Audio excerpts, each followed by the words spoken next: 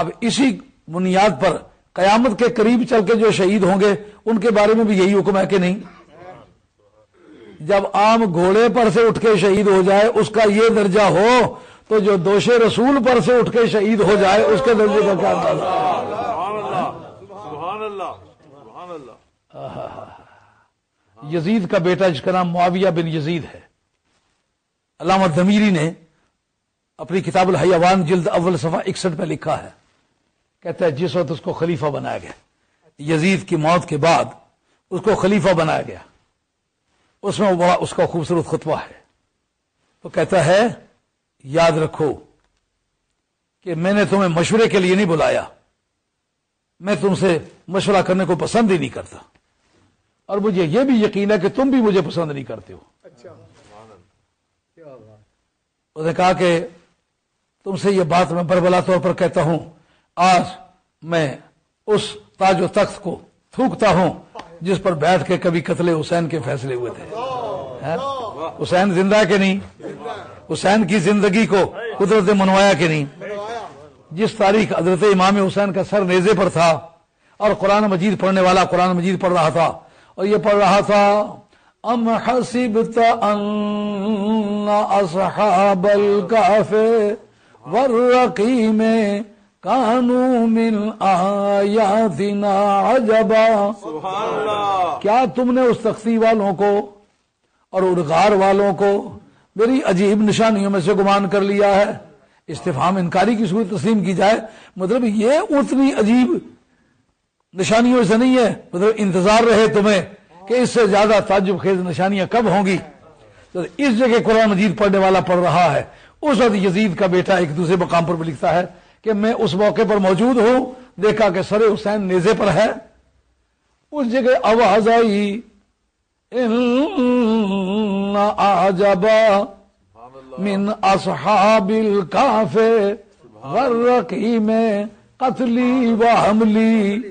کب باقیوں نے تو مرنے کے بعد اپنی زندگی کی کوئی مکمل شہادت نہیں پیش کی، مگر وہ جو قرآن مجید کی تفسیر ہے آج میری زبان بول کے اس کی تفسیر کر رہی ہے، سنو۔ قلم کی زبان سے تو تم نے 100 مرتبہ پڑھا ہے، لیکن کان کے سے اس ترجمے اور تفسیر کو تم نے کبھی نہیں سنا۔ آج آنکھوں سے دیکھو بھی اور کان سے سنو بھی کہ حسین جس طرح ترجمہ اور تفسیر کر سکتا ہے کوئی دنیا کو اور انسان کر پایا؟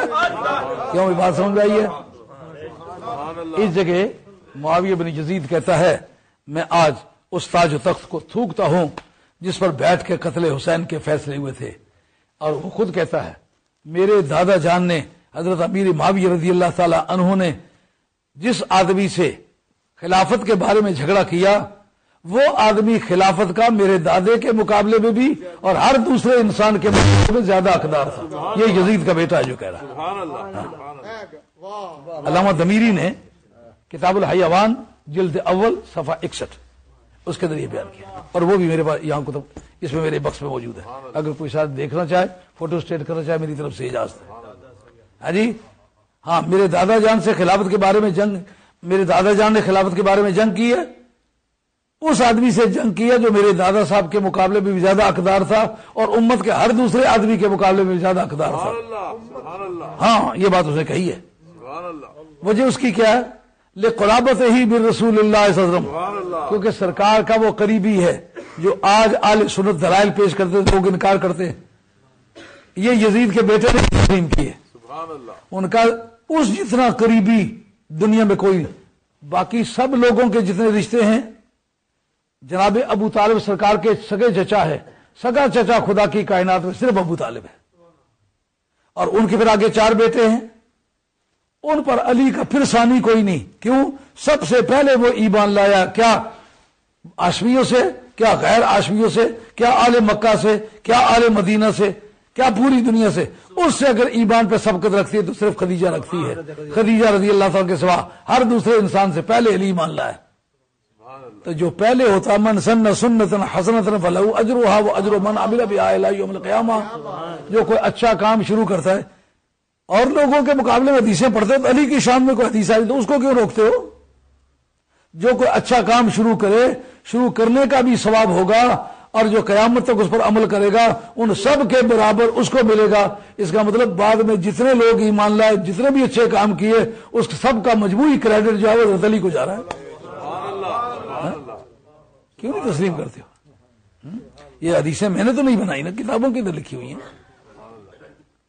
اب جناب حیدر کرار کا ذکر کرتا ہے وہ حضور کا سب سے زیادہ قریبی رشتہ دار، کا چچا زاد ہونے میں تو باقی بھی قریب، کا ایمان لانے میں پھر ان سب سے زیادہ قریب ہے کہ سب سے پہلے ایمان لایا، کا ایمان تو سوائے طالب کے اور سارے لائے ہیں، کا وہ ایمان لائے ہیں لیکن بعد میں لائے ہیں، پھر اس کے برابر کے پھر وہ نہیں ہے. پھر سرکار نے ایک ایسا سلوک اس سے کیا ہے جو کسی دوسرے سے نہیں کیا، جس پر اتفاق ہے اہل علم کا. حضرت شاہ عبد الحق محدث دہلوی آپ کی تکمیل الایمان صفحہ 57 اس کے اندر موجود ہے، علماء کا اتفاق ہے اس پر.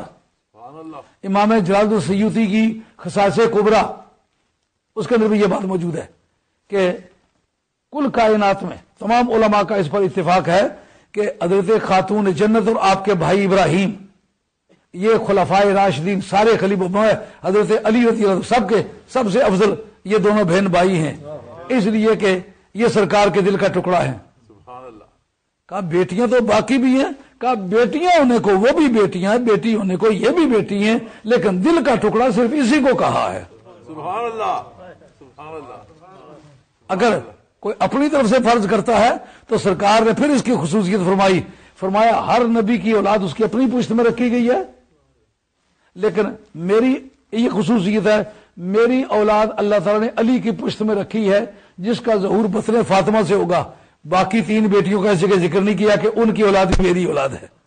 اسی لیے ابن تیمیہ جیسا بندہ اسے کتاب لکھا حقوق آل البیت، حقوق آل البیت کے اندر 5.25 پہ لکھتا ہے، کہتا ہے کہ آل البیت علی وجہ تحقیق علی و فاطمۃ والحسن والحسین ومن تناسل منہما الی یوم القیامہ، کا جن کے آل بیت ہونے پر کسی کو کلام نہیں ہے، وجہ تحقیق کے طور پر وہی یہ 4 شخصیتیں ہیں. سرکار اہل بیت میں پہلا نمبر سرکار کا ہے، اس کے بعد حضرت علی مرتضیٰ، اس کے بعد حضرت خاتون جنت، اس کے بعد حضرت امام حسن، اس کے بعد حضرت امام حسین، اور ان دونوں کی اولاد سے جو قیامت تک پیدا ہوگا وہ سادات ہے، وہ اہل بیت ہے. علی وجہ تحقیق ابن تیمیہ لکھتا ہے.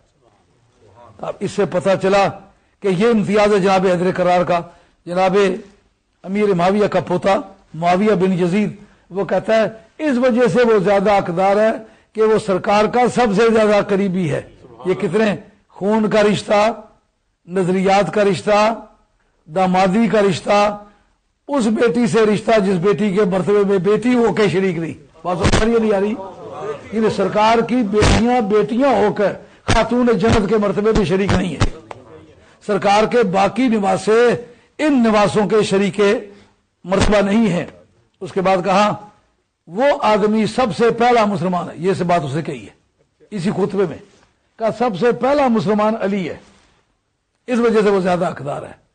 پھر اس کے بعد وہ کہتا ہے مزے کی بات یہ ہے کہ زوجہ ابنتہ بے اختیارہا لہو، کہ نبی پاک علیہ السلام نے خاتون جنت کی شادی مولا مرتضیٰ سے کی تھی، پر پوچھ کے کی تھی کہ تیری شادی اس کے ساتھ کروں تو پسند ہے؟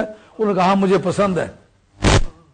اور پھر بے اختیار ہی لہا، اور جناب حیدر کرار سے پوچھا تیری شادی اس سے کروں؟ انہوں نے کہا مجھے پسند ہے، کرو. کہا دونوں کی پسندید کے مطابق سرکار نے پسند فرما کے اس کی شادی اس سے کی ہے.